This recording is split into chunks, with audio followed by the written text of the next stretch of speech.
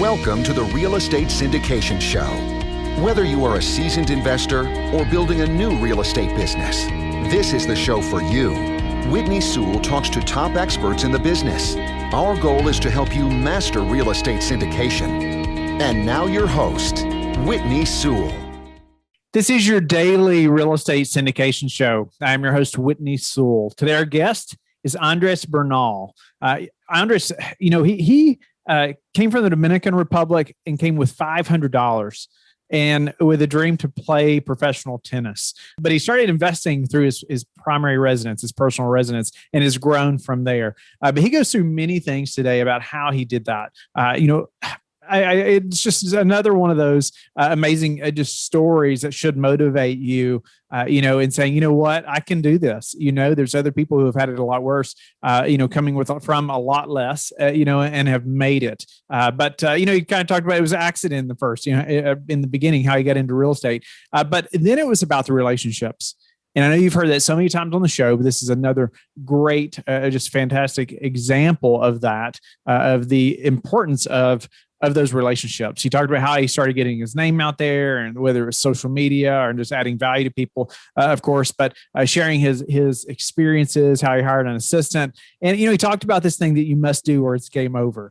It was just some really good reminders of breaking through the self-limiting beliefs, putting yourself out there, and what you can do. Even structuring your morning. He talked about how after 9 a.m., the day is not yours. I love just thinking that way. It's like he said, you have to design your life.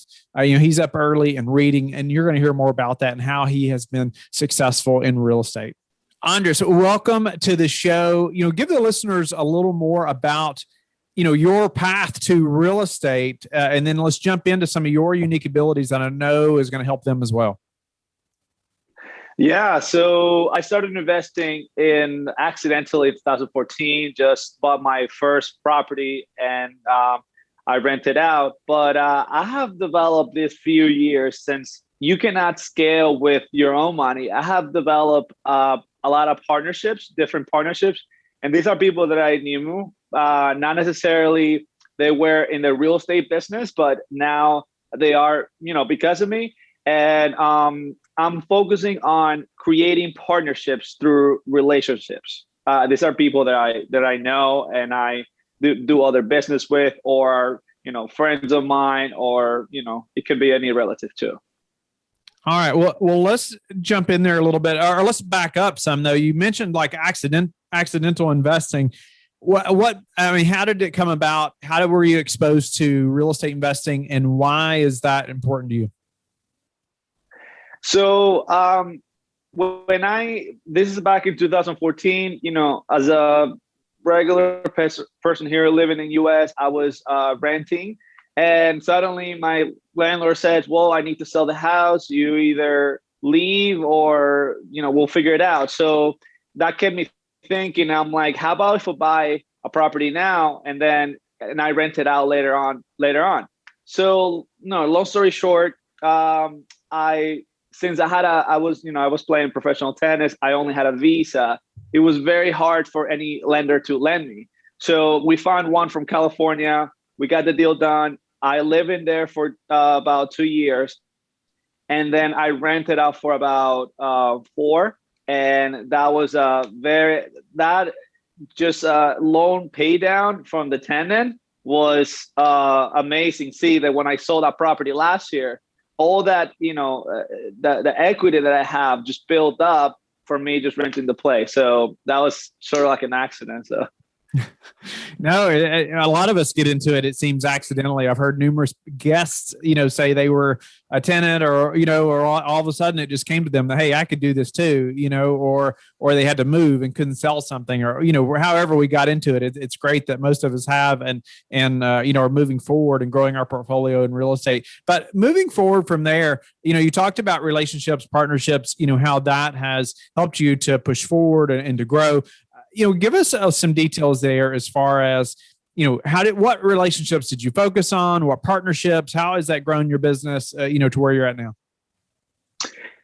So when I just right before I start building relationships, I think to myself that I couldn't scale up, having my job and having the income that I have. So the way that I did was I wrote a list of people that I really know. And then after that, I dedicated a few years just establish that relationship, just basically, getting to know them, creating value to them, and just really putting, the real estate investing into their mind. Because a lot of people make the mistake of like, oh, yes, that people have money, or my uncle has money, so I'm going to jump right in and pitch this idea and then that. But even with your uncle, you might not have that good relationship. That person is not going to invest if they don't trust you, if they don't know you. So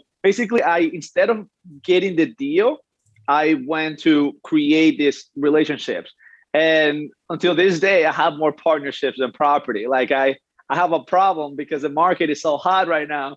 I have all these partners that say, hey, we have $500,000, we have $1 million. Like, what's going on? Where is it? Do you have any deals? Like, because I dedicating most of my time like that instead of like finding a deal. I kind of like reverse engineer on like, I'm going to find the partners first, and then I'm going to find the property.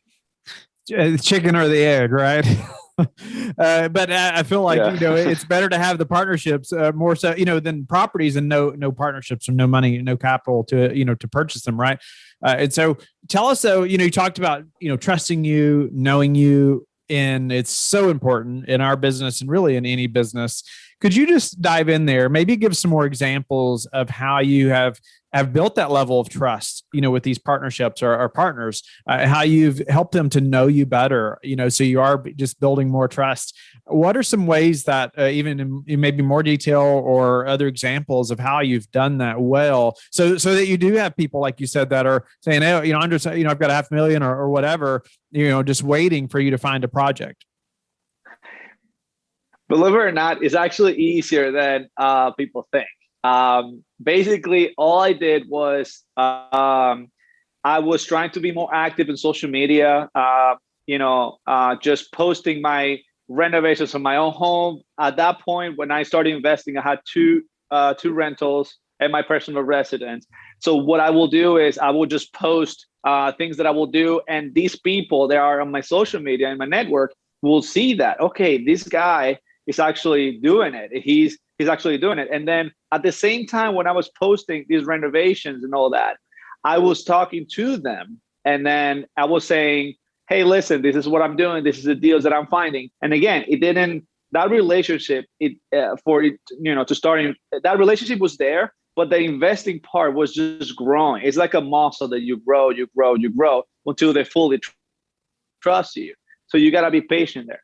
And I always tell people, I also mentor a few people, and I tell them, listen, even if you're renting right now and you're fixing one thing, or you're doing a favor to a landlord, just post it on social media. Just make sure the world knows what you're doing, and that just attracts so much. So basically, number one, I will say, be active in social media, even if you're fixing the toilet or painting or whatever. Just have that track record and let the people know what you're doing.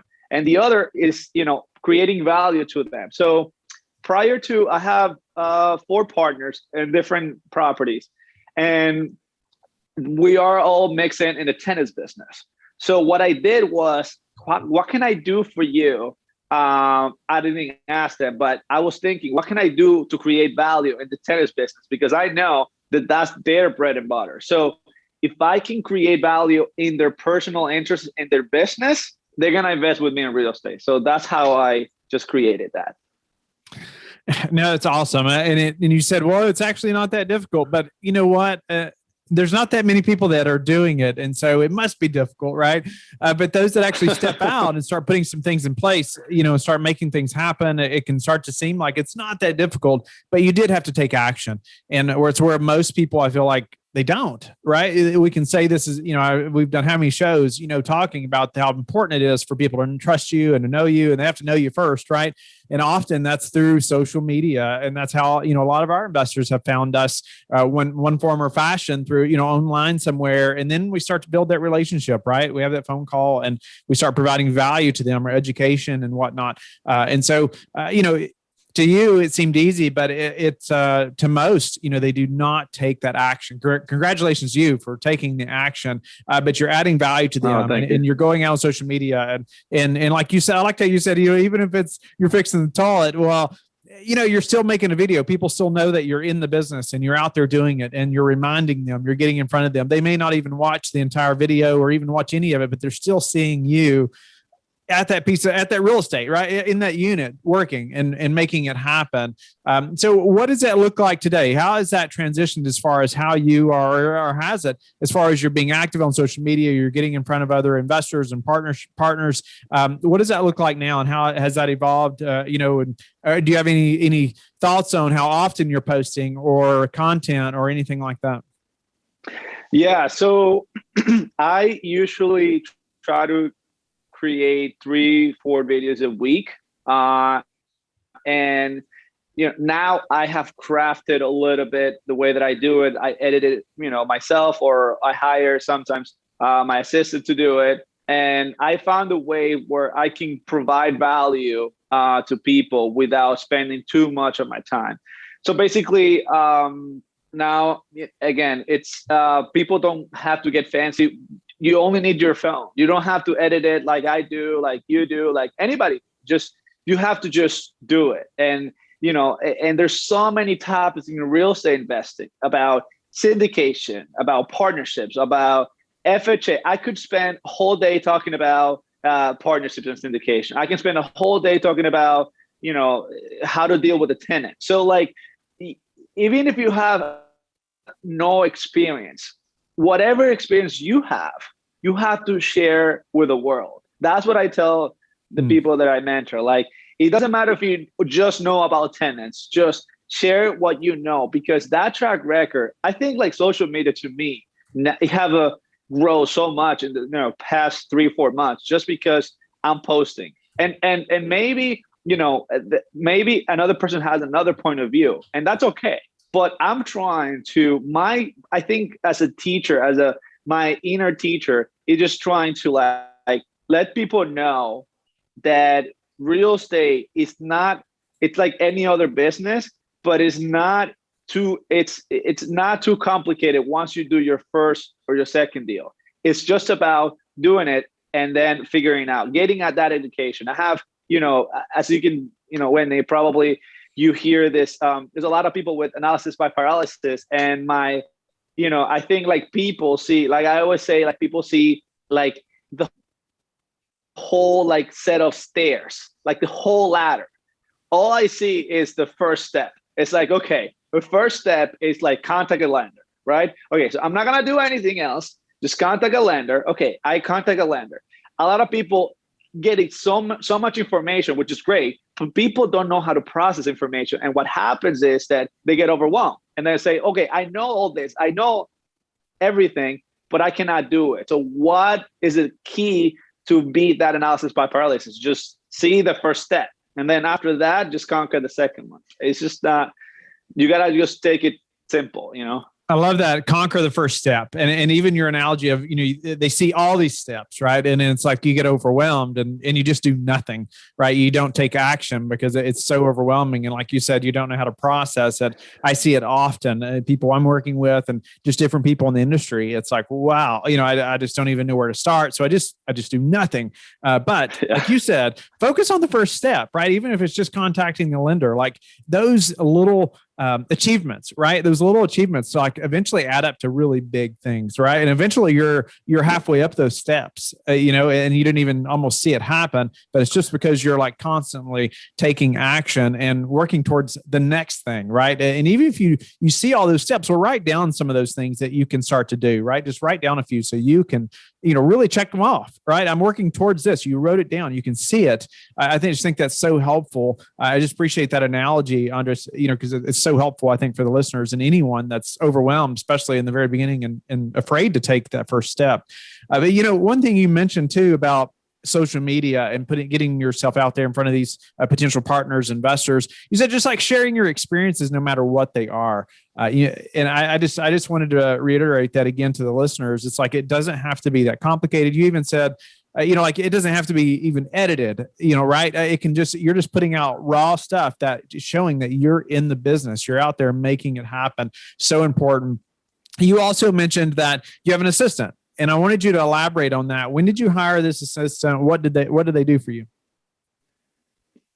So this person came to me humbly, say, listen, I want to learn what you know. I don't, she just said, I just want to learn.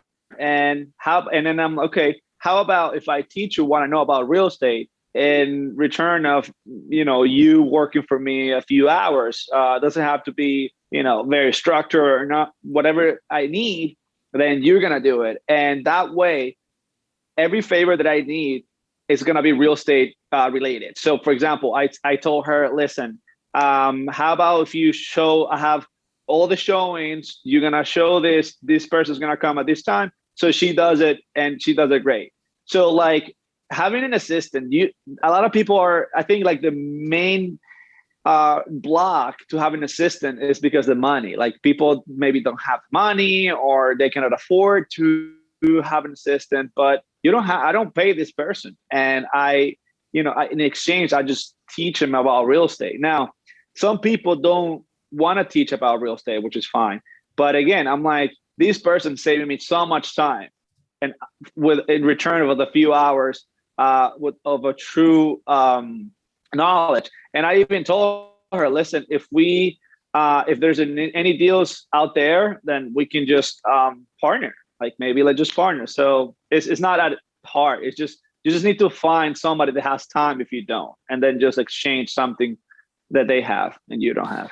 I think that's so interesting. We've talked on the show. I've shared over many shows about how I've hired just Class A talent as my executive assistant now, and then other team members, but also virtual assistants that are in other parts of the world. We've done many shows on that. The listeners know. If you haven't, you should go back and search those on the website because that just helped move us forward so much faster. But I don't know that I don't know if there's anybody that's been on the show, Andres, that's talked to, who have hired someone and in exchange for education, right? I think it's so unique. We talk about that often when people are getting started about working for free, right? And it sounds like this assistant has done that, right? They've come to you and we're usually interviewing that person, right? That's trying to find somebody like yourself who's willing to do that. So it's interesting to be on the other side of that now to say, Andres, well, okay, this person came to you, they wanted to work for free or they wanted to work for education. How did you know that they were somebody that, you really wanted to invest this time in and that you could trust being your assistant, now that we're talking to somebody on the opposite end of this relationship? Because like I said, normally it's that person trying to get started. But now you've actually taken this person on. How did you know that they were somebody you should spend this much time on? So the first time that I met her, she's like, I want to learn about real estate. We didn't even talk about being an assistant. And then I said to her, I have a few showings on a random day. And then she said, okay, I'll be there. And then I have actually another person that did the same thing. And this is more like my friend now, but so she showed up at one of my appointments and I saw the hunger. Like I can feel how hungry she was. I can feel that she want to do it. It's not a person that I will waste my time. And I said to her, listen, before I give you this gig or whatever you can call, you have to take action. I don't care if you, whatever you are, you have to go one step forward. So like, if you don't know anything, educate yourself. If you educate yourself, you're going to contact this person. If you contact this person, you're going to contact this person. And like, if you don't do that, this is game over. And because I'm a tennis instructor as well, I feel like people should, teach others, but the person has to really have it in there. It's a muscle that you grow. That wanting to invest has to come from like the pain muscle. I call it the pain muscle. So if you don't have, I have a theory, Whitney, that says that if you don't have a pain, you won't invest in real estate. I think like people start investing in real estate because they either don't want to pay rent, they want to be financially independent, they are sick of their jobs. I don't think it happens just, oh, I have $50,000, I'm just gonna put it in this deal. I think there's a pain. So I see the pain first, and then I try to work through pain. And pain doesn't have to be like, oh my God, like, oh, I have so much pain, I'm gonna invest. But like, I try to attack that pain. And I feel like as a mentor, I try to see what's your pain, and I try to remind you why you start investing in real estate.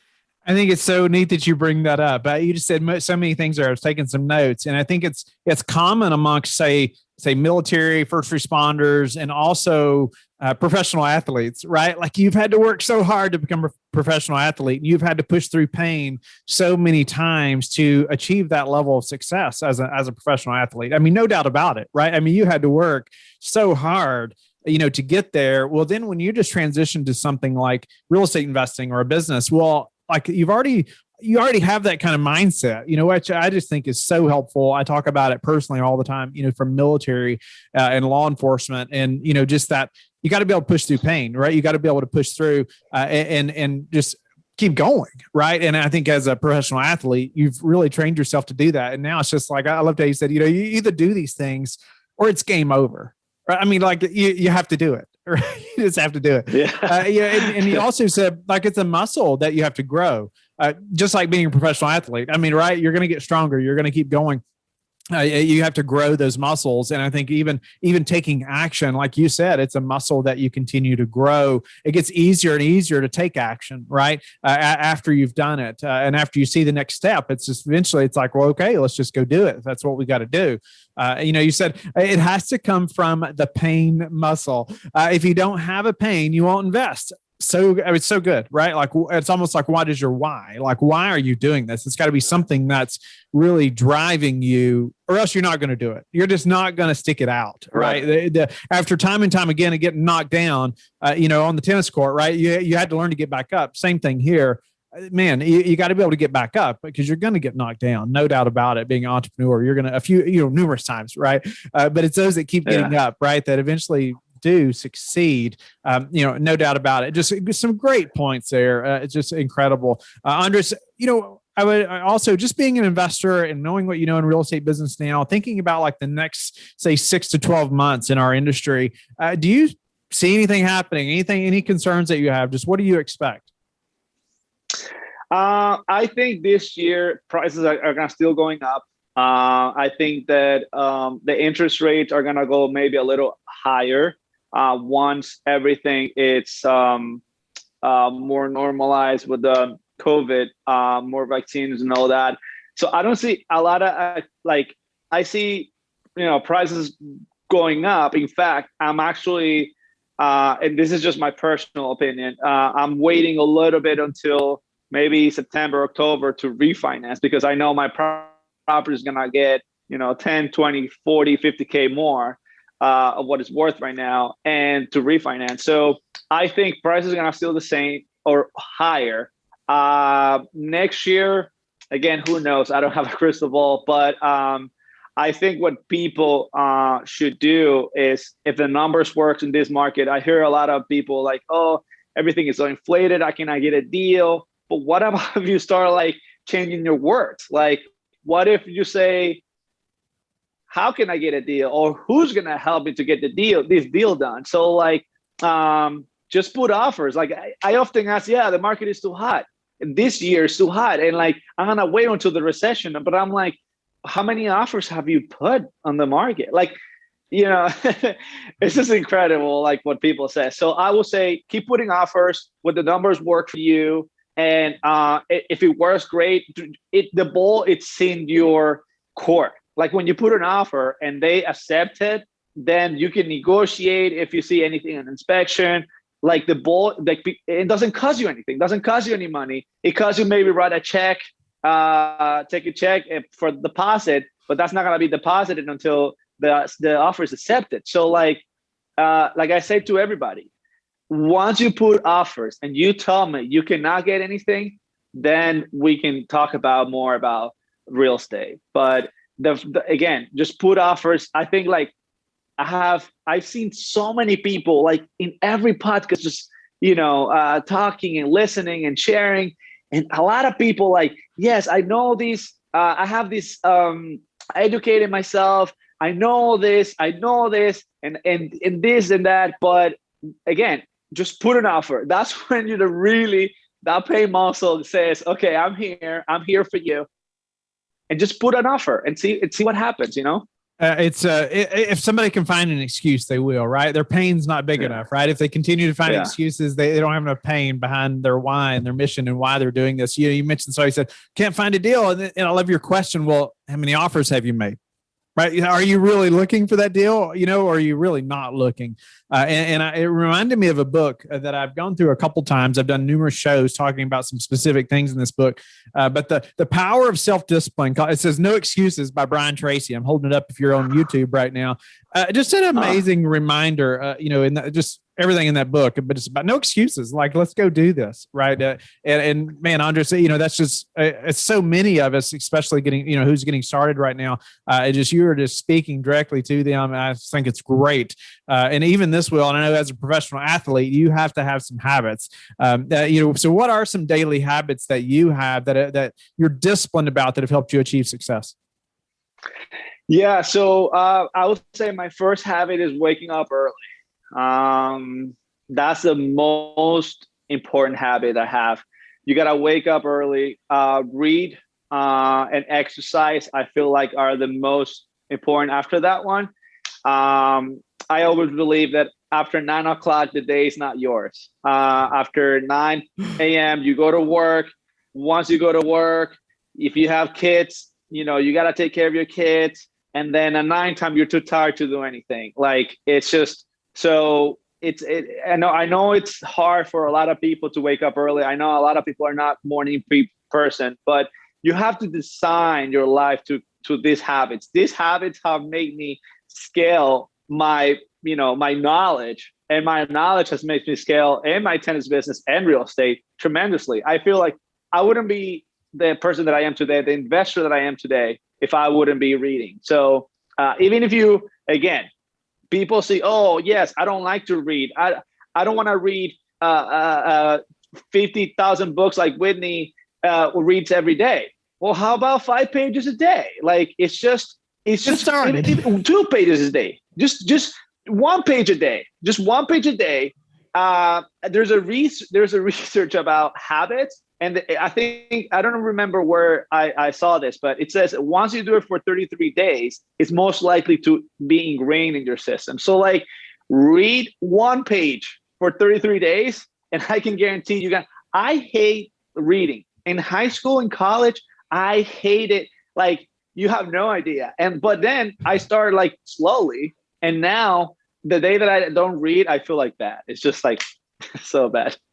So many great things there, Andres. I mean, you talked about I loved how you said, like, after 9 a.m., the day is not yours. I can relate to that so much. My wife and I love the morning, and that's our favorite time of the day, right? I mean, it's so good.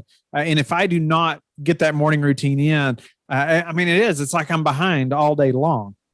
And you said you have to design your life. You're talking about people that say, oh, I'm not a morning person. I've heard that so many times. And it's like, I thought that at one time too, right? It's a change. Like, you have to design your life. You have to make a choice, right? And not to say that means you're going to be successful just because you get up early, because that alone will not do it. However, I've interviewed over 1,000 people now, and it is so common that one of the top things, top habits is getting up early. But then it's all those other habits that flow from that, right? That morning routine, the structured thing. And even like you're talking about loving reading. I also thought that I hated reading many years ago through high school, and many years after that, I thought, man, I just hate it. But now can't get enough. right? I can't find enough time to read because I just want to constantly be educating myself. I've seen the benefit of it over the last many years now, and my wife as well. It's like, man, how much can I take in? How fast? And even thinking through exactly what's the best use of my reading time. Like, is this book the best use right now? Is this where I need to be spending? Really trying to be very purposeful about that. So great tips. I mean, it's just such good stuff, Andre. What about what's your best source for meeting new investors or partners right now? So I will say the best source is maybe through Facebook. There's every town has their I'm guessing that every town has sort of like any landlords and investors page. I connect through. I used to connect a lot through Bigger Pockets as well, and I will say through Instagram. Instagram has been huge. I mean, any social media that you have, you gotta just network. And right now, what is happening to me is that I'm trying to mentor a few people, but I'm trying also I'm always obsessed with learning. So I'm trying to connect with people that have more, not necessarily more units. I'm not focusing too much units, but more expertise in things that I don't know, like storage unit, like apartment buildings, things like that. So I'm trying to connect with these people, and it's a little challenging because a lot of people, syndicators, either don't want to share what they know, which I appreciate that you do this show because you share so much information about syndication and all that. But a lot of syndicators don't want to share or don't want to have the time. But there's some syndicators that want to share their experience and want to teach you. So right now I'm just trying to find these people, and it could be challenging, but I'm still trying to find them. It's good. I think it's just a constant. That's another part of the constant growth, right? You're finding other people to mentor you as you're also mentoring others, and pulling them up as well. No doubt about it. It's a continual thing that you're finding other people that are ahead of you and need to, right? To help you to grow also. Andres, what's the number one thing that's contributed to your success?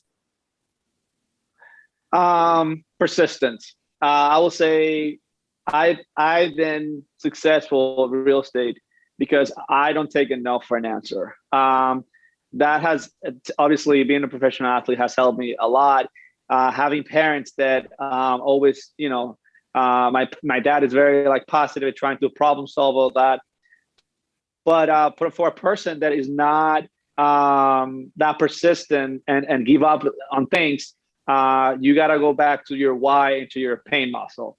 Again, I think anything that you do in life goes to the pain. So, or your why you do what you do, why you wake up early and read books, and if your why behind that, I want to invest in real estate. But why you want to invest in real estate? Well, I want to take care of my family. But why you want to take care of your family? Well, I want to have more time with my family. Once I understood that was my why, I want to have time I'm getting married this year, but I don't have any kids yet. I want to have time for my unborn kids. And right now that's my why. That's what fuels me every day. I don't want to be working. My dad, is almost 75, still works. I don't want to be like that. I want to just be retired in the next year, 2 years. So that's what fuels me. So for this listeners right now, find what fuels you and find the ultimate why, not just I want to read because I want to be smart, smarter. Not only that, but find a true why you do things, and that will be enough. Incredible. Yeah, that's some just tremendous value. I used to, and I've said this many times on the show, when I first got started going to conferences, people would talk about your why. That's when I would just block it out. I go to the back of the room and I would think, why are we talking about this silly why stuff, and let's get to the meat and potatoes, of how to do this real estate thing. And I couldn't have been more wrong. Now that we, not long after that, we did, just figure out a why for us and have pursued that in a big way. And it's really pushed us in so many ways, not just me, but the rest of my family and my wife. And it's so important, so important. Andres, how do you like to give back? I like to, again, I mentor most of my students basically almost for free. I don't charge them unless it's taking me a lot of time. I like to give back. I create tons of value on my Instagram. I'm trying to do the same thing on Facebook. Everything that I know, I share it. I have a little quote on my Instagram says, if I die tomorrow, here's my 60-second video. So basically, I do 60 seconds a video just talking about one topic. And a lot of people have asked me, why don't you go more in depth? And I said, because the people that I'm trying to reach out just need to hear this quick tip. Just need to take this little information at a time. I don't want anybody that is listening to me to have analysis by paralysis. So that's why I talk about one topic in 60 seconds. And that's my value to the world. And I'm going to keep doing that.